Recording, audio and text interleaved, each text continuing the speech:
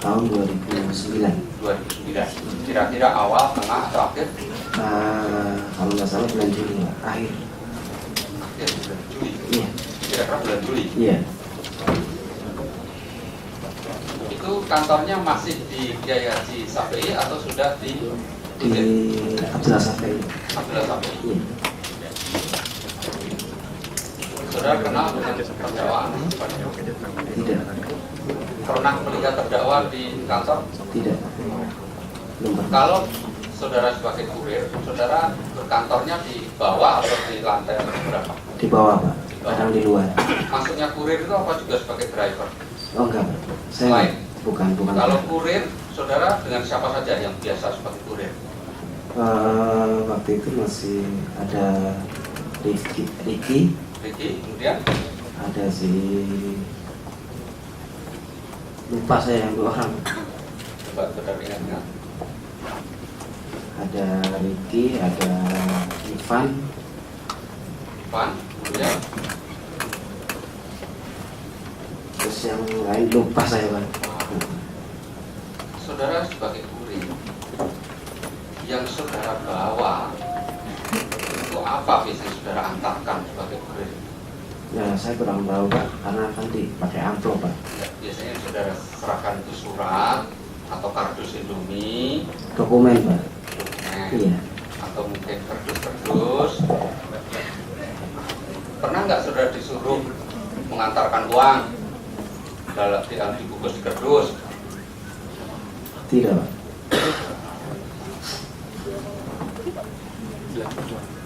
Kalau sebagai kurir itu saudara yang memberi perintah saudara siapa? Dari pihak HRD. HRD, maksudnya HRD itu di situ siapa? HRD ada Bapak Najib, ada Bapak Askoro, ada yang lain.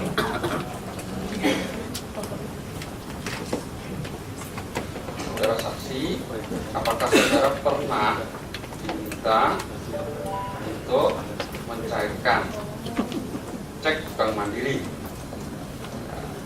dengan nomor EP 67791, nanti akan saya tunjukkan, senilai 2 miliar. Mana yang saudara ketahui? Masih ingat?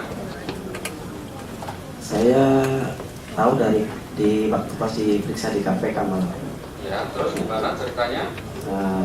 Jadi itu kalau saya lihat waktu di KPK itu tanggal 2 September ya, Pak. Terus? Nah, itu saya baru sekitar 2 bulan masuk. Jadi kalau jawaban saudara di atas pertanyaan penyidik nomor 11 dalam BAP tertanggal 27 Maret 2014, saudara menjawab ini: benar bahwa saya mengenali cek Bank Mandiri nomor EP 677961 tanggal 2 September 2009. Cek tersebut benar, pernah saya tanda tangani. Saya tuliskan nama saya Dadiono dan saya cantumkan nomor HP saya yang lama, nomor 0811038835 pada bagian belakangnya. Seingat saya, pada awalnya saya diminta mengantarkan pegawai PT Anugrah ke kantor Bank Mandiri cabang Sabang, Jakarta. Ketika di Bank Mandiri, saya diminta untuk memberikan tanda tangan di balik kertas cek dan menyerahkan KTP saya untuk difotokopi oleh petugas bank. Saat itu saya tidak tahu apa-apa, karena apa saya diminta untuk tanda tangan, dan saya juga tidak bertanya apapun kepada yang menyuruh saya. Pada saat tanda tangan, saya hanya diperlihatkan bagian belakang dari cek buka kosong untuk ditandatangani tanpa melihat ada berapa jumlah uang yang dicairkan dari bank. Setelah saya tanda tangani dan setelah ditandatangani tanpa lihat ada berapa jumlah uang yang dicairkan dari bank. Setelah saya ditandatangani dan KTP saya selesai fotokopi, saya langsung pulang kembali ke kantor. Orang kantor PT Anugrah yang saya antar dan menyuruh saya tanda tangan cek tetap tinggal di bank sampai urusan selesai. Itu betul? Betul. Jadi saudara baru mengetahui ditunjukkan oleh penyidik pemeriksaan KPK ya, bahwa itu cek yang pernah saudara tanda tangan. Nomor HP saudara waktu itu juga betul? Betul. Yang tadi saya sebutkan tadi? Betul. 0811038835, betul ya? Betul. Pernah ditunjukkan oleh penyidik ya itu ya? Ya pernah. Saya lanjutkan kepada saksi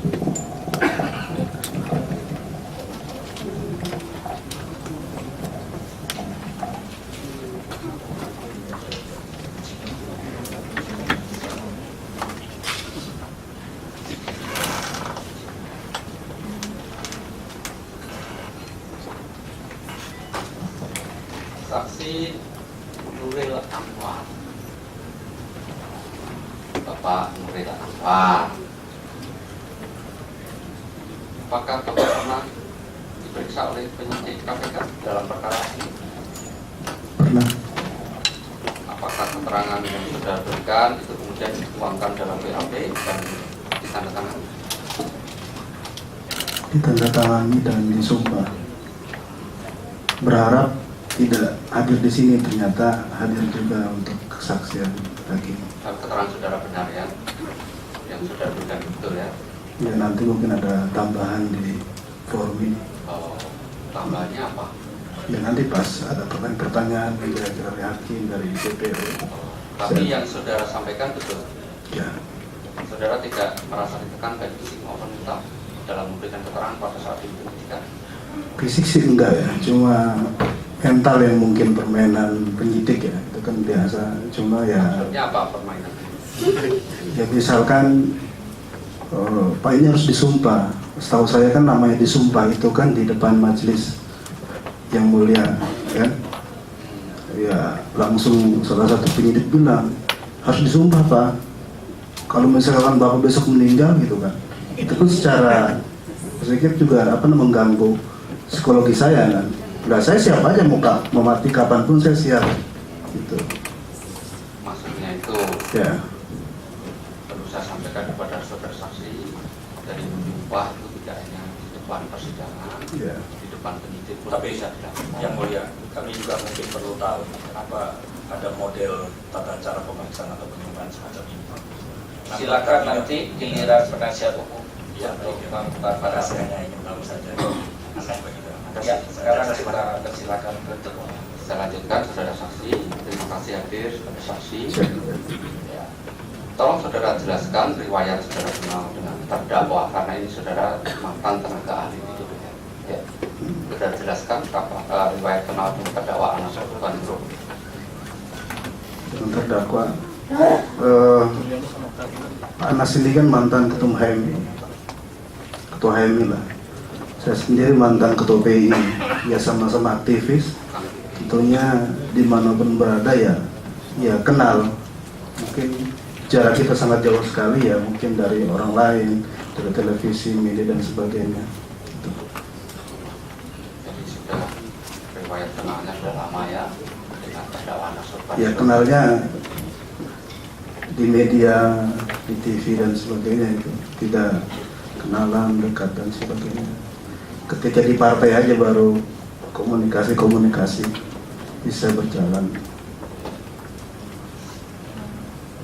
Kalau saudara sebagai tenaga ahli itu maksudnya tenaga ahlinya siapa?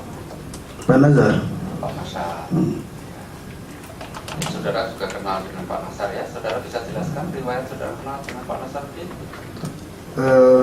saya ini kan hobi dagang kecil-kecilan ya. Dari peristiwa 2009 itu saya coba menawarkan diri untuk ya atribut-atribut partai, misalkan cetakan, kelas dan sebagainya. Mungkin dari situlah kita menjadi kenal, dekat dan sering komunikasi, yang pada akhirnya dia minta secara khusus ketika dia terpilih sebagai anggota DPR untuk meminta saya menjadi tenaga ahlinya.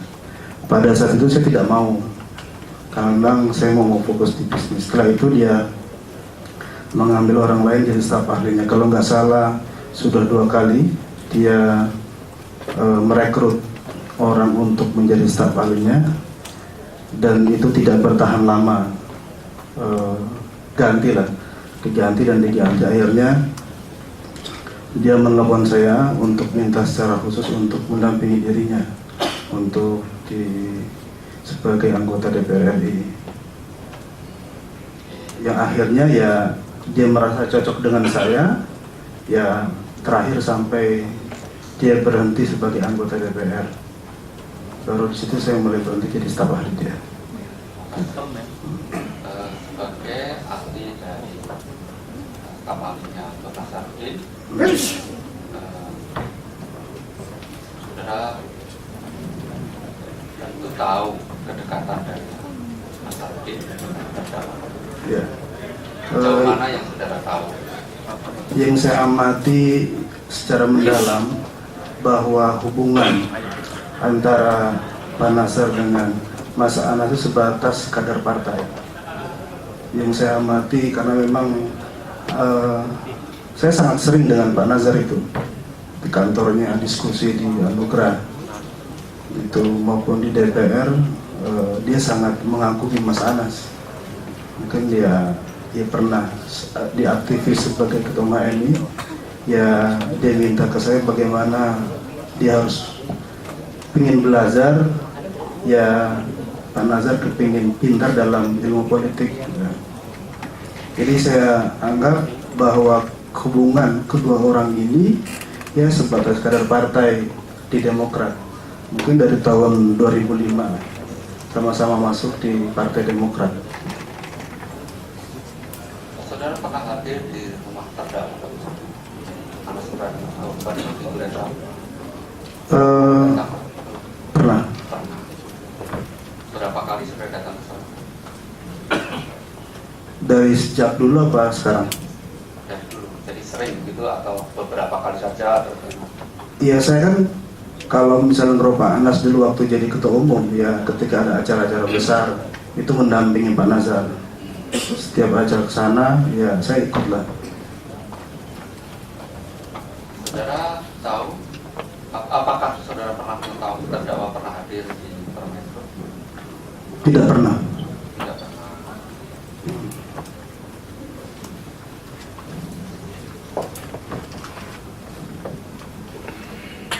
Kalau di Anugrah, Waktu itu cuma sekali, cuma saya di situ lagi ada Pak Nazar diskusi, kemudian Pak Anas datang silaturahmi, ada Pak Saan, karena memang di Anugrah itu di lantai 4 itu memang semacam jadi tempat silaturahmi bagi para kader-kader Demokrat. Jadi bukan hanya Pak Anas tapi juga yang lain-lain juga sering datang, diskusi soal politik, diskusi macam-macam lah yang kira-kira membuat Pak Nazar dalam hal ini memang saya lihat dia masih muda dan butuh banyak belajar untuk berkomunikasi dengan politisi siapapun. Kader Golkar juga banyak, PDI, kader partai lain juga banyak. jadi saudara pernah melihat terdakwa datang ke kantor PT Anugrah ya? Ya. Ya, pernah lihat ya, yang PT Anugrah yang berada di Jalan Gaya Cisapi. Ya. Kalau pada saat Anugrah sudah pindah ke Permai Group, belum Permai? Tidak pernah. Tidak pernah ya. Apakah saudara mengetahui terdakwa itu biasanya menggunakan mobil apa? Yang saya tahu Harrier itu Harrier, B15 Audi. Audi. Kalau mobil Alphard, Alphard warna hitam, Alphard itu saya pernah pakai waktu ke Bandung. apakah saudara tahu itu miliknya terdakwa? Itu milik Pak Nazar. Apakah terdakwa pernah menggunakan itu? Saya tidak tahu. Dalam BAP saudara nomor 8, saudara menjelaskan nomor 8 tentang tempat tinggal dan mobil yang dipakai. Yang satu Toyota Camry mobil 15 TA, yang kedua Toyota Alphard warna hitam nopol titik-titik dipakai tahun 2009, dipinjam dari Nasarudin, sudah dikembalikan lagi. Kemudian yang ketiga Toyota Harrier nopol P15 Audi di tahun 2009. Nah, betul itu. Yang pertama yang saya ingin jelaskan bahwa untuk Camry itu memang bukan hanya Pak Anas yang memakai, tapi ada teman saya itu yang memang ditugaskan. Enggak, saya ingin tanya saudara, keterangan saudara yang ada di BAP ini betul enggak? Yang ini, Toyota New Camry, betul itu pernah dipakai terdakwa? Pernah dipakai. Kalau yang Toyota Alphard warna hitam? Enggak. Tidak pernah dipakai. Tidak Keterangan saudara ini bagaimana? Ya, yang jelas itu mobil saya ambil dari, saya lupa, dan saya pakai untuk kongres di Bandung karena itu milik Pak Nazar.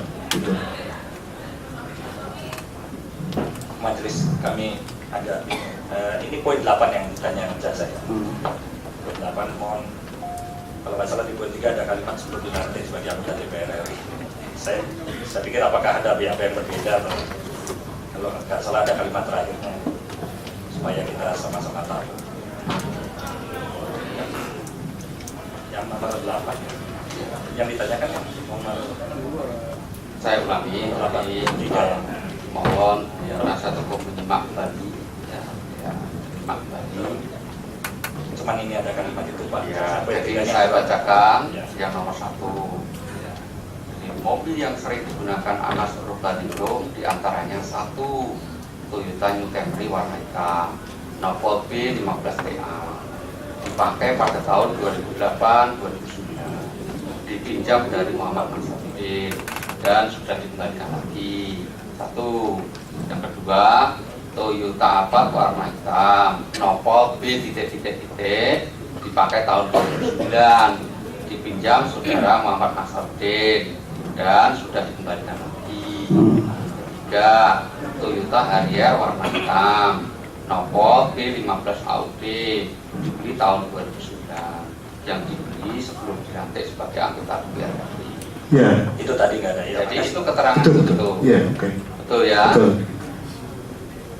Ya ada terlewat Pak jasa kalimat itu tadi. Oh. Saya takut BAP-nya beda dengan kita karena tadi Pak jasa dan jasa sebelum dilantik. Ya, belum selesai sudah dipotong. Oh, makanya udah ditanyakan Pak. Saya kan mengulang-ulang. Tadi kan Ya, silakan. Terima kasih Pak jaksa.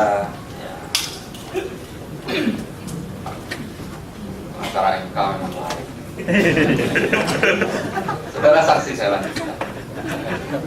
Jadi, apakah saudara pernah diminta Nasaruddin untuk membantu tim sukses Anas Urbaningrum dalam Kongres Partai Demokrat 2010? Ya. Pertemuan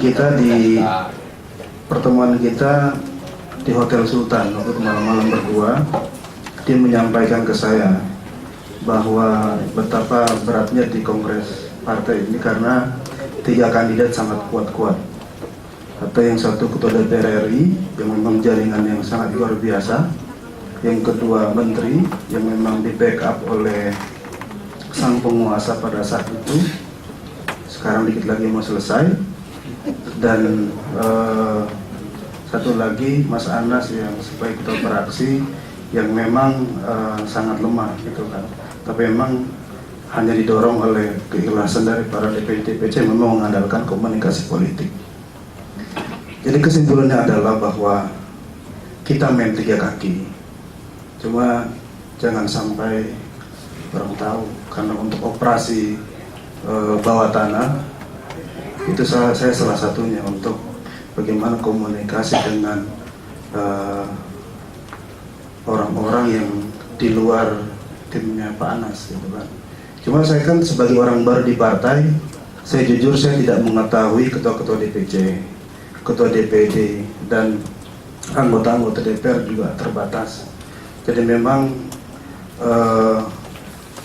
perintah untuk main 3 kaki itu kepada saya vulgar disampaikan oleh Pak Nazar pada malam itu di Hotel Sultan.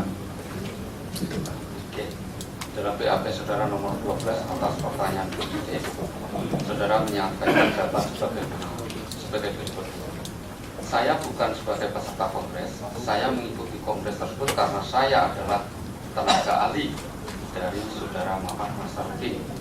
Saya diminta oleh saudara Muhammad Nasaruddin untuk membantu panitia tim sukses saudara Anas Urbaningrum.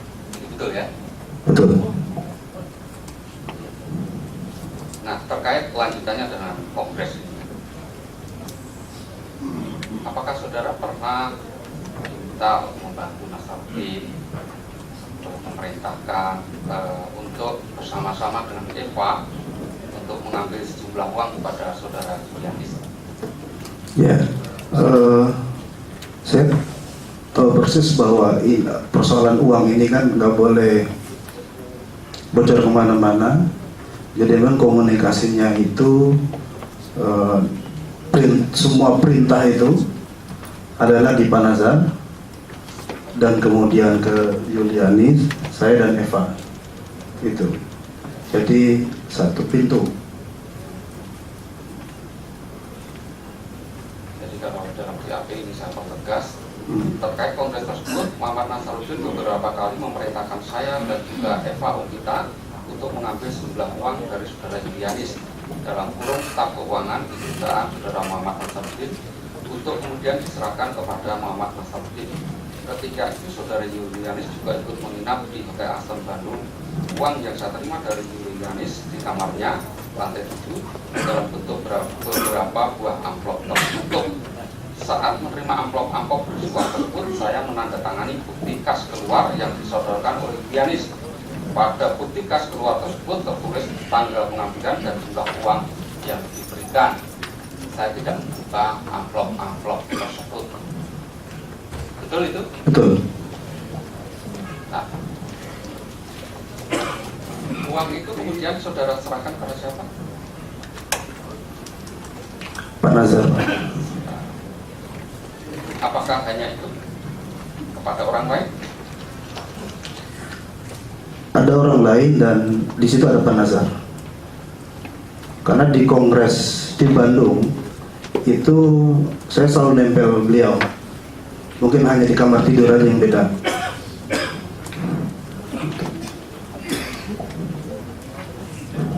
Tolong saudara jelaskan lebih lanjut lagi terkait dengan tugas saudara ini mengambil dana atau uang dari Julianis pada saat kongres ini pada Kongres Partai Demokrat di Bandung tahun 2010 mulai dari tanggal 22 Mei 2010. Nah, saudara masih ingat? Saya lupa tanggalnya. Yang jelas ketika Julianis tiba di Aston, di situ saya mendampingi untuk memindahkan uang itu ke kamar, dan kemudian saya berhubungan dengan Julianis bersama Eva. Ya itu berapa kali uang, dan uang itu memang untuk distribusikan untuk panitia kongres dan kita tebar kemana-mana. Karena prinsipnya siapapun yang menang jadi ketua umum Partai Demokrat, kita bendara umumnya. Jadi izin membacakan BAP-nya karena ini menyangkut hal yang terkait majelis. Silakan. BAP nomor 13 pada tanggal 22 Mei 2010 sekitar jam 21 ini saya ditelepon Muhammad Nasruddin dan bertemu di lobi Hotel Aston. Muhammad Nasruddin meminta saya untuk mengambil uang sebesar 100.000 US dollar di kamar saudara Julianis. Selanjutnya saya naik ke kamar saudara Julianis. Di dalam kamar itu saya melihat saudara Julianis dan Oktarina Puri, saudara Hidayat dan saudara Didi, Satpam PT Anugerah Nusantara. Saya mengatakan kepada Julianis bahwa saya diminta Nazar untuk mengambil uang sebesar 100.000 US dollar. Julianis memberikan saya dan satu buah paper bag yang berisi amplop-amplop di dalamnya uang. Dan saudara Julianis meminta saya untuk mendatangi bukti kas keluar. Setelah saya mendatangi, saya keluar kamar itu dan turun menuju lobi Hotel Aston. Selanjutnya paper bag tersebut saya serahkan kepada Muhammad Nasruddin. Betul? Yang kedua, tanggal 22 Mei 2010 sekitar jam 22 saya menelpon Nasruddin dan bertemu di lobi Hotel Aquila. Saudara Muhammad Nasruddin meminta saya untuk mengambil uang sebesar 100.000 US dollar dari kamar Julianis. Selanjutnya meluncur ke Hotel Aston, saya naik ke kamar Julianis. Di dalam kamar saudara Julianis, saya melihat ada Julianis, Oktarina, dan Dayat. Saya mengatakan kepada Julianis bahwa saya diminta oleh saudara Muhammad Nasruddin untuk mengambil uang 100.000 US dollar dari Julianis. Saudara Julianis memberikan saya satu buah paper bag yang berisi amplop-amplop di dalamnya. Saudara Julianis meminta saya untuk menandatangani bukti kas keluar. Setelah saya tanda tangani, saya keluar kamar itu dan turun menuju lobi Hotel Grand Anugrah. Selanjutnya paper bag tersebut saya serahkan kepada Muhammad Nasruddin. Betul? Betul. Yang ketiga, pada tanggal 23 Mei 2010 pada sekitar jam 01 saya ditelepon oleh Nasaruddin bertemu lobby di Hotel Grand Aquila. Nasaruddin meminta saya untuk mengambil uang sebesar 500.000 US dollar di kamar Julianis. Selanjutnya saya meluncur ke Hotel Aston. Sampai di Hotel Aston saya menghubungi Eva Okita Suraya untuk menemani saya ke kamar saudari Julianis. Kemudian saya dan saudari Eva Okita Suraya naik lift menuju kamar Julianis. Julianis di dalam kamar saudara Julianis, saya melihat saudara Julianis, Oktarina, Hidayat, Dede dari Satpam PT Anugrah Nusantara. Saya mengatakan kepada Julianis, saya diminta Nasaruddin untuk mengambil uang sebesar 500.000 US dollar. Saudara Julianis memberikan saya satu paper bag yang berisi amplop-amplop di dalamnya uang, dan saudara Julianis meminta saya untuk menandatangani berkas keluar. Setelah saya tanda tangani, saya keluar kamar itu dan turun menuju lobi Hotel Grand Aquila. Selanjutnya paper bag tersebut saya serahkan kepada Muhammad Nasaruddin di dalam mobil Toyota Land Cruiser BM1MN yang parkir di lobi hotel. Saudara Muhammad Nasaruddin mengatakan tolong taruh di belakang. Paper bag saya taruh di jok belakang. Setelah itu mobil pergi meninggalkan mobil hotel itu. Kemudian pada tanggal 24 Mei 2010 pada sekitar jam 8 WIB saya ditelepon staf keuangan Hotel Grand Aquila bahwa terdapat kekurangan pembayaran uang entertain di lounge karaoke berupa makan, waitress, dan minuman keras sebesar 20 juta. Selanjutnya saya dan saudara Ilham menemui staf keuangan di lobi Hotel Grand Aquila. Staf keuangan hotel menjelaskan bahwa tagihan tersebut merupakan tagihan karaoke di lounge hotel. Saya menghubungi saudara Eva Okita Suraya, saya katakan ini ada tagihan 20 juta, dijawab ya, dan saya meminta saudara Eva Okita Suraya untuk menemani ke kamar saudari Julianis untuk mengambil dana. Bertemu dengan Eva di Hotel Aston, saya dan saudara Eva Okita naik lift menuju kamar Julianis. Di dalam kamar bertemu Julianis, Oktarina, Hidayat, dan Dede. Saya mengatakan kepada Julianis bahwa saya diminta oleh saudara Muhammad Nasaruddin untuk mengambil uang sebesar 20 juta. Saudara Julianis memberikan uang satu amplop berisi 20 juta. Julianis meminta saya untuk menandatangani berkas keluar. Setelah saya tanda tangani, saya keluar itu dan turun menuju lobi Hotel Grand Aquila. Uang 20 juta tersebut saya serahkan kepada Ilham untuk dibayarkan kepada pihak Hotel Grand Aquila. Apakah keterangan saudara itu? Betul. Ini dalam BAP nomor 13. Sepengetahuan saudara saksi, sebenarnya tim sukses dari Nasaruddin itu, tim sukses dari terdakwa Anas korban itu siapa saja dalam Kongres Partai Golkar? Karena tidak ada SK-nya yang saya lihat ya.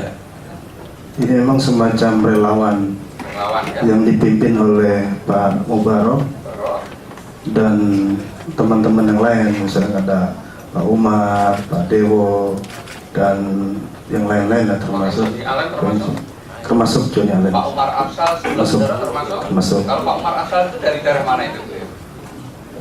Sulawesi Tenggara dia. Sulawesi Tenggara. Kemudian Mikael Watimena, Papua. kemudian almarhum Mas Said juga. Mas Aji ini kan artis ya, jadi ya, dan Pak Haji Komar, Kalau Enji ya. Mbak Enji bagaimana? Nah, pokoknya mereka itu ya tim-tim yang pengacara, penghibur lah. Kalau Pak Benny Kaharman? Benny Kaharman tidak begitu aktif ya. Tidak aktif, tapi termasuk relawan juga. Ya relawan, cuma relawan setengah relawan. Oh, kalau Setan Badugana? Setan Badugana ini kan juga sama juga, karena dia nggak enak sama Pak SBY juga, kayaknya sono kesini juga bisa. Setompel juga sama, perannya ya penghibur aja ya. Nur Hayati Asgaf? Ya sama juga. Muhammad Nasaruddin sendiri? Betul kan? Pak Nazar ini memang seorang inisiator ya. Kalau saya lihat inisiator yang memang ketika di situ ada kira-kira menguntungkan ya, di situ ada dia lah. Apalagi ini urusan kongres dan memang uang banyak gitu kan ya. Di situ dia punya inisiatif untuk soal-soal keuangan. Apakah di dalam kongres itu juga ada pemberian BlackBerry kepada pendukung Anas?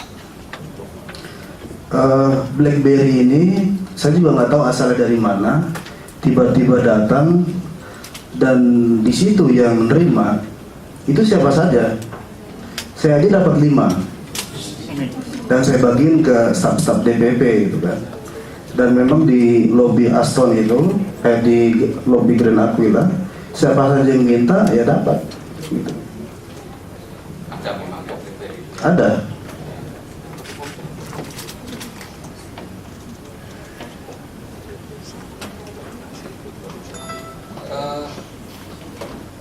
Secara saksi agak mundur sedikit. Apakah Nasarudin itu pernah curhat kepada saudara terkait dengan proyek-proyek pemerintah dengan dinas, Kemenpora dan Hambalang? Saudara pernah curhat? Nasarudin pernah curhat kepada saudara? Ya, saya nggak tahu ya, karena Pak Nazami sangat percaya sekali dengan saya dalam urusan-urusan curhat itu kan. Dari hati ke hati, sering ketika waktunya dia agak longgar, ya kita sering diskusi banyak hal lah. Misalkan memang dia cerita bahwa memang di main proyek itu sudah lama, dari tahun, ya dia cerita mungkin dari tahun 2004 lah, cerita dari Flu Burung dan sebagainya, bagaimana dia sangat menyesal sekali ketika proyek Flu Burung itu dimenangkan oleh PT Anugrah. Seharusnya ya orang lain dia terima fee-nya aja gitu. Makanya dia agak stres juga ketika menghadapi itu, dan KPK ingin membongkarnya, polisi dan sebagainya, kejaksaan ingin membongkarnya. Di sini dia membuat dia merasa terancam gitu. Ketika menjadi anggota DPR, saya melihat secara psikologi dia sangat terganggu secara psikologi, karena memang proyek-proyek dia masa lalu itu banyak terbongkar, mungkin dari wartawan, LSM dan sebagainya, dan merasa gelisah gitu. Nah, kalau ketika gelisah, ya kita diskusi soal-soal masalah dia gitu ya. Apakah Nasar juga pernah terlibat masalah politik terkait dengan pencalonan Anas sebagai presiden RI? Pak Nazar ini punya obsesi besar. Dia